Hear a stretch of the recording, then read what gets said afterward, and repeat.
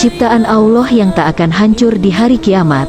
Umat muslim tentu percaya akan datangnya hari akhir atau hari kiamat. Seluruh alam semesta akan dihancurkan atas kuasa Allah, termasuk semua makhluk hidup akan mati ketika malaikat Israfil meniup trompet sebagai tanda hari kiamat. Tanda-tanda kiamat. Nabi Muhammad mengatakan bahwa api akan keluar dari perut bumi, yang akan membawa orang-orang ke tempat berkumpul mereka ketika hari kiamat dibangkitkan. Ketika api telah menggiring manusia dan seluruh manusia telah berkumpul di Syam, Nabi berkata bahwa mereka yang hidup pada hari kiamat hanyalah orang-orang buruk. Ketika kiamat tiba, matahari digelapkan, bintang-bintang dijatuhkan, lautan ditumpahkan, gunung dihancurkan, bumi digempakan. Akan tetapi atas kuasa Allah ada makhluk-makhluk yang tidak dihancurkan saat kiamat. Ciptaan Allah yang tak akan hancur di hari kiamat. 1. Surga.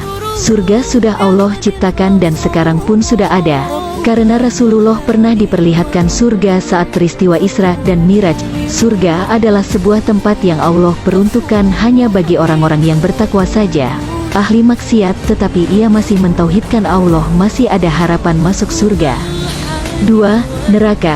Neraka sama halnya dengan surga, sudah Allah ciptakan dan sekarang sudah ada.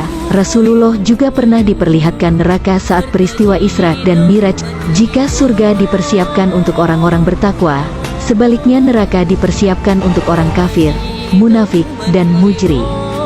3. Ars. Ars adalah makhluk Allah yang paling besar. Tidak ada makhluk Allah yang lebih besar daripada Ars. Makhluk Allah yang pertama kali diciptakan adalah Ars. Ars Allah berada di atas air, artinya di atas langit ada lautan, dan singgasana itu berada di atas langit. 4. Kursi. Kursi tidak akan Allah hancurkan pada hari kiamat, dan saking mulianya kursi ini, sampai-sampai Allah sebutkan dalam Al-Quran satu ayat, dalam surat Al-Baqarah, dan ayat itu diberi nama ayat kursi.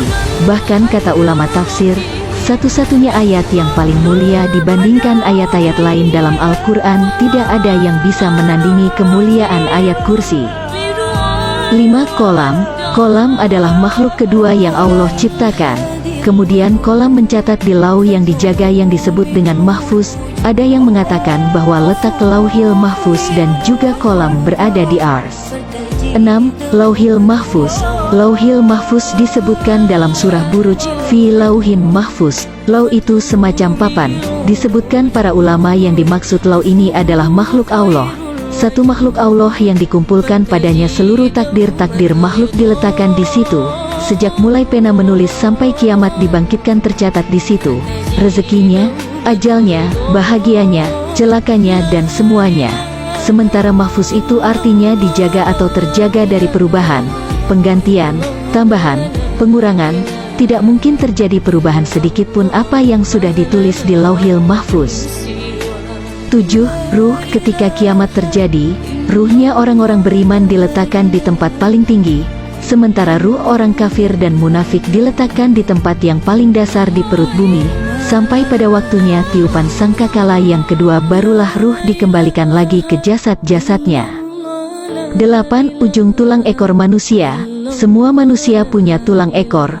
Walaupun badan kita hancur dimakan cacing tanah, dihantam oleh kiamat hingga bumi ini hancur, tetap tulang ekor manusia tidak akan Allah hancurkan, karena Allah akan bangkitkan manusia dari situ.